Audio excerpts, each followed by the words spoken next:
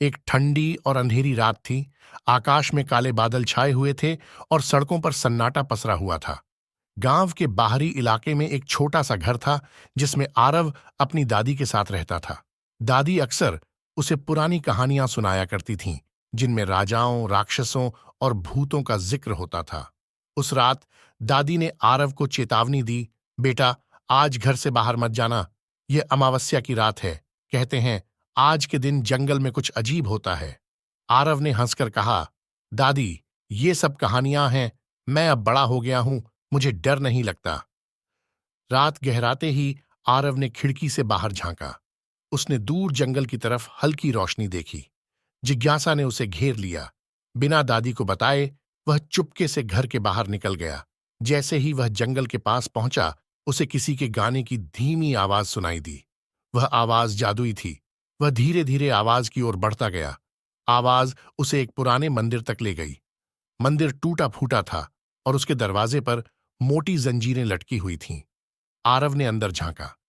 वहां एक बूढ़ी औरत दिए के पास बैठी थी। उसकी आंखें चमक रही थीं। जैसे ही आरव ने पूछा, आप यहां इस समय क्या कर रही हैं?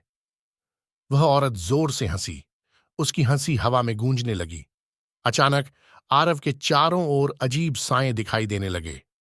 वह घबराकर पीछे हटने लगा। तभी बूढ़ी औरत ने कहा, डरो मत बेटा, मैं तुम्हें बचाने आई हूं। इस जंगल में हर अमावस्या को कुछ लोग गायब हो जाते हैं।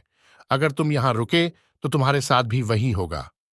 आरव ने हिम्मत जुटाकर पूछा, कौन हो आप? औरत मुस्कुराई, मैं तुम्हारी मदद कर सकती हूं, लेकिन कीमत चुकानी होगी। कैसी कीमत?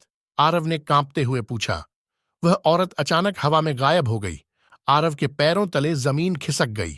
तभी मंदिर के चारों ओर पेड़ों की शाखाएं अपने आप चलने लगीं, जैसे किसी अनदेखी ताकत ने उन्हें जिंदा कर दिया हो। वह भागने की कोशिश करने लगा, लेकिन उसकी टांगें भारी हो गईं।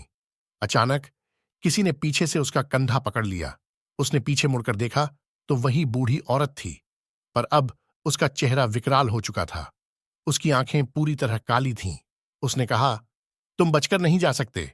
अब तुम भी इस जंगल का हिस्सा हो। आरव चीखने लगा, पर उसकी आवाज किसी तक नहीं पहुंची। अगली सुबह गांव वाले मंदिर के पास आरव के जूते पाए, लेकिन वह खुद कभी नहीं मिला। सीख, अंधेरे रहस्यों की ओर खिंचाव अक्सर विनाशकारी होता है। बड़ों की बात माने और जिज्ञासा को सीमित रखें।